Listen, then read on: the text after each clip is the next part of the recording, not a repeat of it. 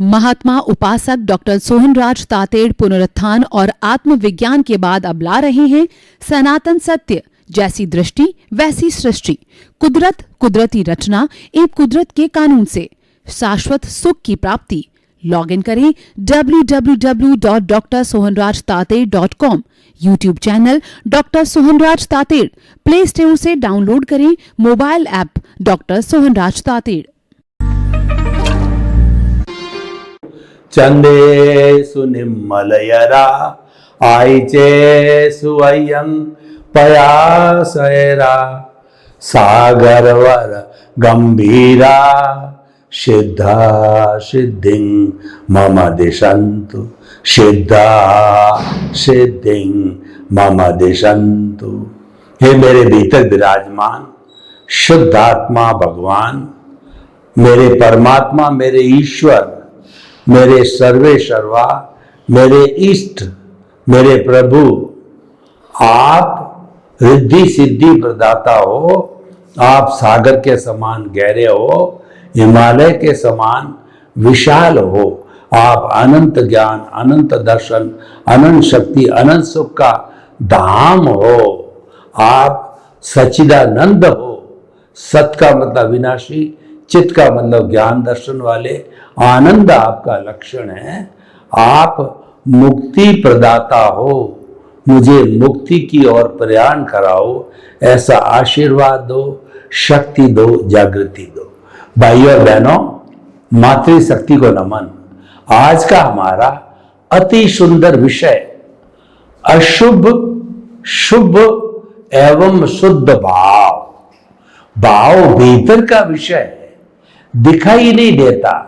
वैसे विचार भी भीतर का विषय है, लेकिन विचार है पौद्गलिक है। विचार मन से जुड़ा हुआ होता है। मन एक नौकर है। मनन से पहले और मनन के बाद मन नहीं होता है। मन को पैदा किया जाता है जब हम मनन करते हैं, सोचते हैं, तभी मन पैदा होता है। उसके पहले मन नहीं होता है। मन चित्त का नौकर है।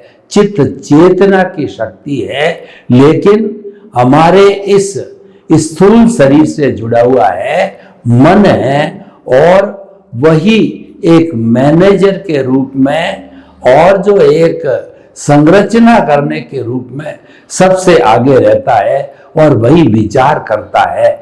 वर्तमान का चिंतन, भूतकाल की स्मृति, भविष्य काल की कल्पना मन करता है।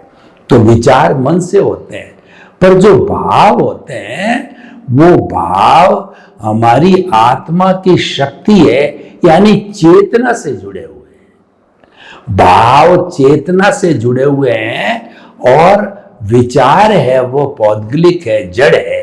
ये बेसिक डिफरेंस है।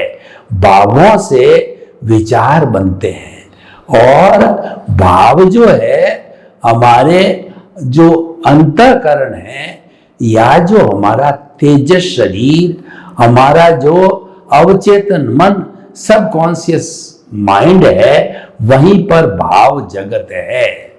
और वो विश्व की सबसे बड़ी फैक्ट्री है। और भाव जगत का जो उद्गम है, यानी जो गंगोत्री है, वो हमारे अचेतन मन में है। और अचेतन मन में वो भाव प्रस्फुटित कब होते हैं? जब उदय और प्रारब्ध होता है। उदय होते ही जिस तरीके के भाव होते हैं, वो हमारे कार्बन शरीर, कॉजल बॉडी से निकल करके, और आत्मा और कॉजल बॉडी का जो कॉम्बिनेशन है, उसके बाहर एक अध्यवसाय बनाते हैं। और अध्यवसाय से वो बाहर निकल करके, और फिर तेजस शरीर, सब कॉन्शियस माइंड या भाव जगत में आते हैं। दूसरे शब्दों के अंदर वो प्रतिष्ठित आत्मा से जुड़ते हैं। हमारा जो अवचेतन मन है, वहां पर प्रतिष्ठित आत्मा भी कही जाती है। वो सारा पुरुषार्थ करती है। सारा पुरुषार्थ होता है वो अवचेतन मन तेजस शरीर के अंदर होता है। इसीलिए इसको विश्व की सबसे बड़ी फैक्ट्री कही जाती है। क्यों का? हमारी ये प्रतिष्ठा करने वाली प्रतिष्ठित आत्मा है, ये लाइव होती है तब ये चार्ज करती है, और ये जब मैकेनिकल होती है, जब डिस्चार्ज करती है, और लाइव के अंदर उसके साथ अंतःकरण मन बुद्धि चित्त अहंकार के माध्यम से भाव पड़ते हैं, और भाव के अंदर हमारे पिछले जन्म का जो है वो ज्ञान दर्शन, वर्तमान समय का डेवलप्ड ज्ञान दर्शन, हमारा इंटरेस्ट, हमारा इंटेंशन, ये सब मिलकर के भाव पड़ते हैं। और प्रैक्टिकल व्यू पॉइंट पे मैं बताऊं कि भाव जो ओरिजिन होते हैं हमारी प्रतिष्ठित आत्मा के अंदर, जिसके अंदर मन बुद्धि चित्त अहंकार जुड़ा हुआ होता है, और इससे जो है वो हमारा कहना चाहिए कि वचन के और शरीर के जो है वो बीज पड़ते हैं, और वो अगले जन्म में जाकर के वो वचन और शरीर के जो बीज होते हैं वो उदय में आते हैं, क्योंकि मन तो कॉमन है। मन हमारी प्रतिष्ठित आत्मा के अंदर चिंतन करने वाला है, और इस हमारे जो शरीर है अचेतन मन, उसमें भी वही मन है, क्योंकि मन तो एक सा ही होता है। तो इसीलिए हम क्या कहना चाहते हैं कि ये जो भाव बनता है वो बनता है कि हमारा जो उदय चलता है, उदय के अंदर तो क्या होता है कि एक्शन का रिएक्शन होता है, डिस्चार्ज होता है, ध्वनि की प्रतिध्वनि होती है, और वह मैकेनिकल मोड के अंदर होता है, ऑटो मोड के अंदर होता है, उसके अनुरूप ही हमारा चिंतन बनता है। तो वह तो क्या है, उदाहरण के तौर पर देख लीजिए कि हमारा उदय भाव चल रहा है कि हमें एक्स व्यक्ति को जो है हमने गालियां देना, उनको अनशंट बोलना, उनका तिरस्कार करना, उनको गाली गलौज के साथ में हाथापाई और जो है थापा मुक्की करने का उदय भाव जिस व्यक्ति के साथ पूर्व जन्म के अंदर वो कर्म बांधा था, इस जन्म के अंदर कुदरत जो है उसको संजोग रूप में खड़ा कर देती है, और भुगतान चालू हो जाता है, परिणाम चालू हो जाता है, हिसाब चालू हो जाता है। तो ये तो प्रोसेस जो है हो रही है, ये आपके हाथ में नहीं है, ये तो कर्माधीन है, और इसका क्रिएटर ऑपरेटर डिस्ट्रॉयर कुदरत है, क्योंकि हमारे कर्मों की संचालक कुदरत है, इसीलिए ये हमारे हाथ में नहीं है। अब हमारे हाथ में भाव जगत है, वो क्या होता है कि हम किसी को गाली गलौज दे रहे हैं, मुंह से बोल रहे हैं, मैकेनिकल मोड चल रहा है, लेकिन उसके साथ साथ दिमाग के अंदर एक नया चिंतन चलता है कि नहीं, ये व्यक्ति ऐसा ही है, इसने मेरे साथ में ऐसा किया।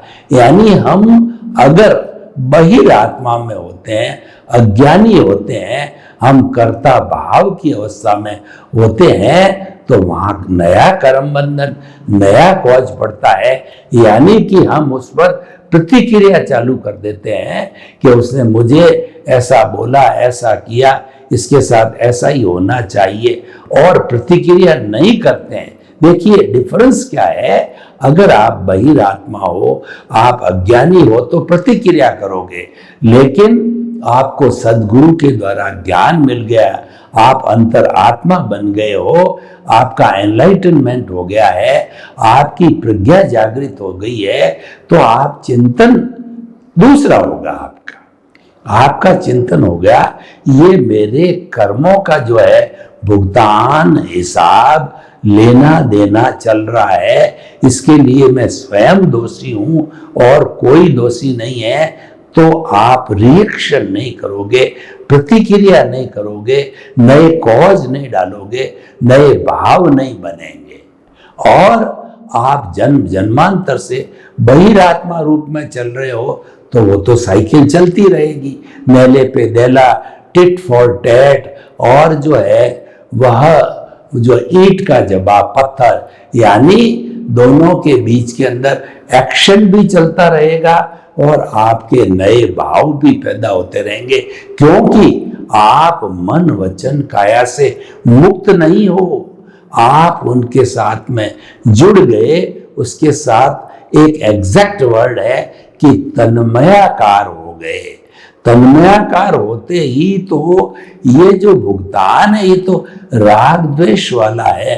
तन्मयाकार मतलब राग द्वेष को प्लस किया, बढ़ाया, आपकी कॉजल बॉडी के वॉल्यूम घनत्व को आपने बढ़ाना चालू किया, नए कॉजेस डालने चालू किए, और आप ज्ञानी पुरुष हो तो आप there will be no causes at all, आप उसको सहन करोगे। आपके मन में एक ही बात आएगी कि ये अकारण नहीं हो रहा है, इसका कारण है कि मैंने किसी समय में इनको ऐसा व्यवहार किया।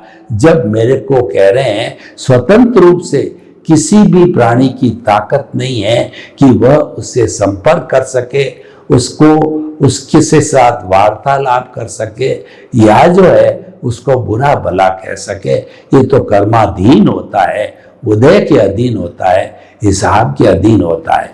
तो यहाँ जो है डिफरेंस हो गया भाव जगत का। ये भाव तीन तरह के होते हैं।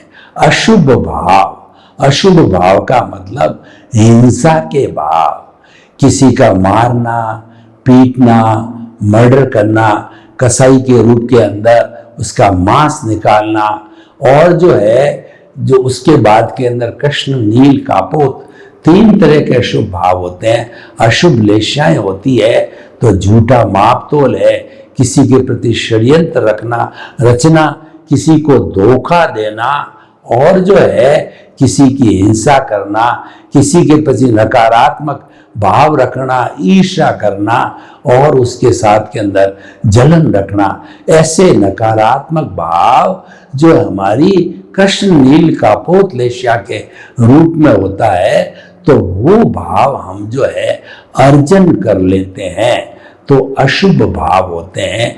यही अशुभ भाव जब नेक्स्ट बर्थ में उदय में आएंगे, तब हमारे को जो है वो दुख के पुद्गल देंगे, दुख का परिणाम देंगे, क्योंकि हमने किसी को दुख दिया है, किसी के साथ बुरा व्यवहार किया है। जब हमको दुख मिलता है, ये प्रकृति का नियम है, बिना कारण कार्य नहीं होता है। Without the cause there is no effect at all. तो ये अशुभ भाव होता है।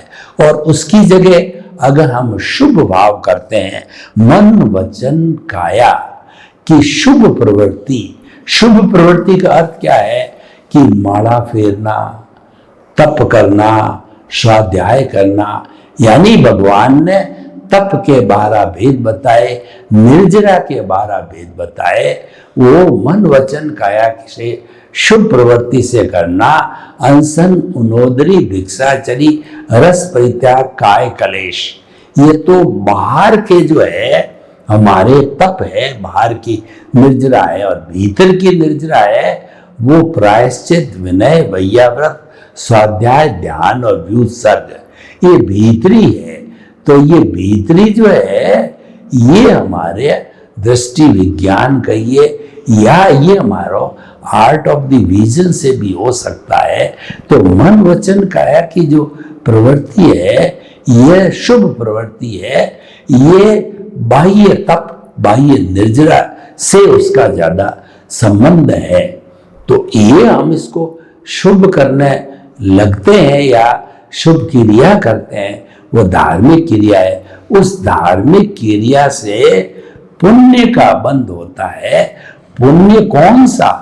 जो कि हमको अगले जन्म में मनुष्य गति या देव गति, 2 अच्छी गतियां ही देगा। तो शुभ भाव हो गए, इसीलिए पुण्य का बंध होता है और पुण्य की गति मिलती है। लेकिन हम मनुष्य गति और जो हमारी देव गति है, यह भी तो संसार है, उसमें जन्म लेना पड़ेगा, जितना आयुष्य रहना पड़ेगा। एक बार हमने यदि उच्च जो है देवलोक का आयुष्य जो है वो पहले आयुष्य को पैदा कर दिया, तो वो हमें अंतिम तक 33 सागरोपम, जिसकी की व्याख्या करना, कैलकुलेट करना बहुत कठिन है, असंख्य तक चला जाएगा। तो वहां इतना लंबा समय रहना है, तो फिर हम मुक्ति कब जाएंगे? मुक्ति डिले हो जाएगी। अगर हमारे लक्ष्य में, यानी हमारा सनातन सत्य है, यूनिवर्सल ट्रुथ, सार्वभौम सत्य है, सार्वभौम सत्य है, ये हमारे मुक्ति की नींव, शाश्वत सुख की नींव लगाता है, यानी कि हमारा जन्म जन्मांतर का आवागमन है वो कम करता है। अगर हमने जो है ये अब तीसरा भाव आगे आता है, तो हमने ये भी जो घुमा रहे हैं ये शुभ भाव है, यह भी तो संसार का भ्रमण हो गया, अच्छा भ्रमण है, लेकिन भ्रमण तो हो ही गया। लेकिन हमारा लक्ष्य तो है कि जल्दी से जल्दी मुक्ति को प्राप्त करना। ऐसा बताया जाता है कि कोई भी मुमुक्षु साधक महात्मा जब अपने ज्ञानी पुरुष से या अपने गुरु से अच्छा ज्ञान प्राप्त कर लेता है, जब उसकी प्रज्ञा जागृत हो जाती है, जब उसको सद्गुरु मिल जाता है, ज्ञानी पुरुष मिलते हैं, पथ दर्शक मिल जाते हैं, मुक्ति का मार्ग बताने वाले मिलते हैं, हमारा भाग्योदय होता है, पुण्योदय होता है, तो गुरु भी मिल जाता है और गुरु के द्वारा ज्ञान भी हमको प्रेषित हो जाता है। तो उस एनलाइटनमेंट के अंदर जो होता है हमारा, वह शुद्ध भाव कहलाता है। अगर हम एनलाइटनमेंट की स्थिति में हैं, प्रज्ञा हमारी जागृत हो चुकी है, यानी कि हम अंतरात्मा बन करके लक्ष्य हमारा परमात्मा का बन गया। अभी तक प्राप्त नहीं किया है, लेकिन हमने इस जन्म के अंदर जो परमात्मा का लक्ष्य बना दिया, यानी कि जो है मुक्ति की नींव लगा दी, शाश्वत सुख की नींव लगा दी। तो ऐसी स्थिति के अंदर हमारे शुभ भाव पड़ेंगे, क्योंकि प्रज्ञा हर वक्त हमको शुभ या शुद्ध अशुद्ध भावों से खींचती रहेगी, अलग करती रहेगी। और ये जो शुभ भाव का अर्थ क्या हुआ, देखिए, जो हमारे शुभ भाव जुड़े हुए हैं, मन वचन काया की शुभ प्रवृत्ति, अशुभ भाव जुड़े हुए हैं, मन वचन काया की अशुभ प्रवृत्ति, शुद्ध भाव जुड़े हुए हैं, आत्मस्मरण। जो ही हमने हमारे अस्तित्व का स्मरण किया कि मन वचन काया से मुक्त, ऐसा मैं शुद्ध आत्मा हूं, मन वचन काया से मुक्त, ऐसा मैं शुद्ध आत्मा हूं। सांस को भरो, सांस को भरते समय पेट फूलना चाहिए और सांस के निकलते समय पेट सिकुड़ना चाहिए। तो सांस के भरने के साथ में हमने कहा मैं, और श्वास के जो निकलने के साथ का शुद्ध आत्मा हूं, मैं शुद्ध आत्मा हूं, मैं शुद्ध आत्मा हूं। सांस के भरने के साथ में मन वचन काया से मुक्त, ऐसा मैं शुद्ध आत्मा हूं। मन वचन काया से मुक्त, सांस के निकलने के बाद निकलते समय, ऐसा मैं शुद्ध आत्मा हूं। मन वचन काया से मुक्त, ऐसा मैं शुद्ध आत्मा हूं। और मन वचन काया कुदरती रचना, मन वचन काया कुदरती रचना, मन वचन काया कुदरती रचना, मन वचन काया कुदरती रचना से मुक्त, ऐसा मैं शुद्ध आत्मा हूं। मन वचन काया कुदरती रचना से मुक्त, ऐसा मैं शुद्ध आत्मा हूं। जब यानी आत्मा केंद्र में आ जाती, केवल आत्मस्मरण रहता है, आत्मचिंतन रहता है, सेल्फ रियलाइजेशन रहता है, आत्मा का स्पर्श होता है और हम आत्मा को पहचानते हैं, आत्मा के अकाउंट में चले जाते हैं, उसके साथ में उसकी श्रद्धा के अंदर चले जाते हैं, उसके आशीर्वाद के जगत में चले जाते हैं, हम प्रज्ञा के जगत में पहुंच जाते हैं, तब सारा ये परिवर्तन होता है। वहां पर जो शुद्ध भाव पड़ते हैं, वो शुद्ध भाव मोक्ष के लायक और सहायक होते हैं, क्योंकि मुक्ति में जाने के लिए भी हमारे को जो है वो जो है हमको पुण्य चाहिएगा। वो पुण्य शुद्ध भावों से आता है और शुद्ध भावों को करने से हमारी मोक्ष की नींव लग गई तो आने वाले जन्म है हमारे मनुष्य लोक के होंगे और हम जो है अपनी देव गति से जो हमको छुटकारा मिल सकता है, क्योंकि शुद्ध भावों वाला मुक्ति की ओर ही जाता है। तो शुद्ध भाव करते करते कुछ ही जन्मों में ऐसा बताया जाता है कि जब जो है व्यक्ति को प्रज्ञा जागृत हो जाती है, एनलाइटनमेंट हो जाता है, ज्ञान मिल जाता है, व्यक्ति जागृत हो जाता है, तो उसके अधिकतम 15 भव होते हैं और वो भी प्राय मनुष्य के भव होते हैं।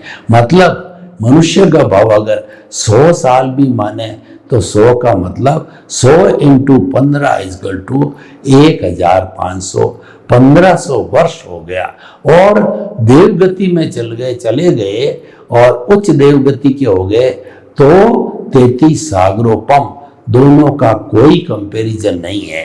तो कहने का अर्थ ये है कि ये हमारा एनलाइटनमेंट जो है, ये हमारा कुंडलिनी जागरण है, ये हमारा सम्यक्त्व है, ये हमारा सम्यक दर्शन है, वो हमारे मोक्ष की नींव लगा देता है। ऐसा कहा जाता है कि व्यक्ति एक बार सम्यक्त्व को प्राप्त कर लेता तो निश्चित तौर से वो मोक्षगामी होगा, मोक्ष की नींव लगी उसके वजह।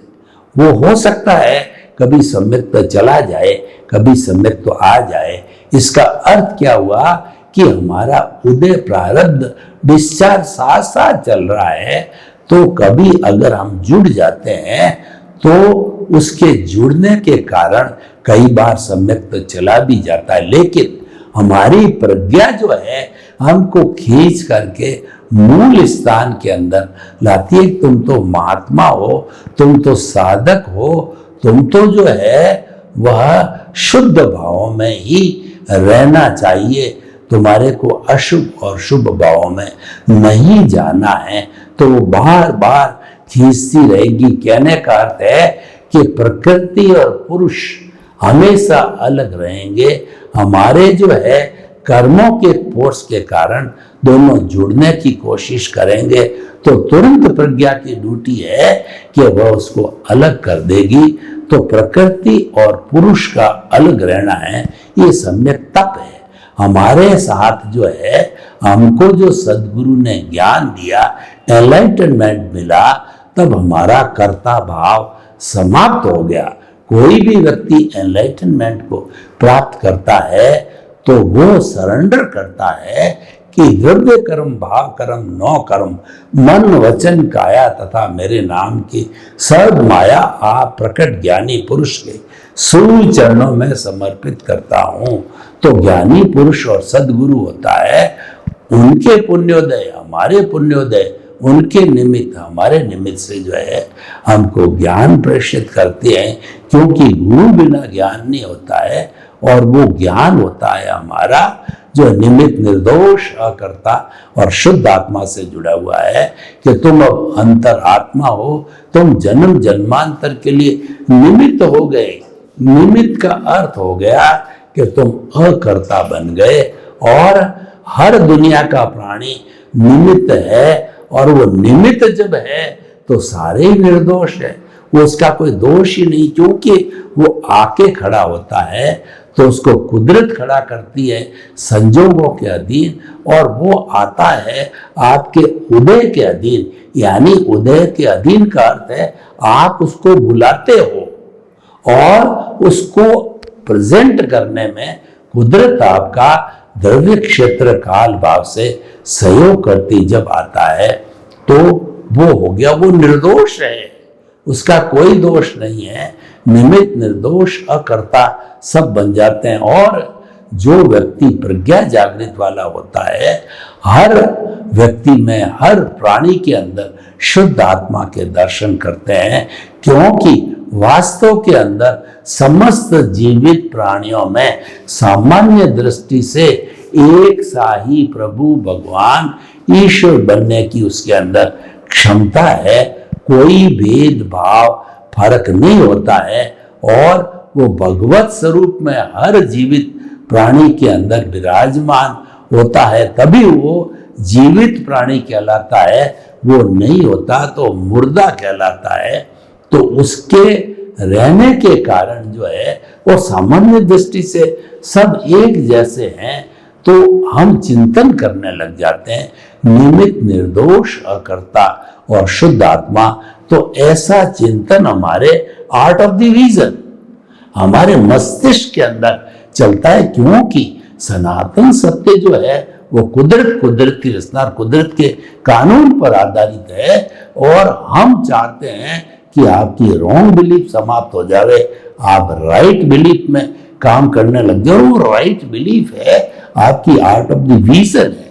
सब कुछ आपके मस्तिष्क के अंदर फिट हो जाना चाहिए, क्योंकि मस्तिष्क के अंदर प्रज्ञा रहती है। वो प्रज्ञा आत्मा की प्रतिनिधि होती है, वही सब ये रूपांतरण करवाती है।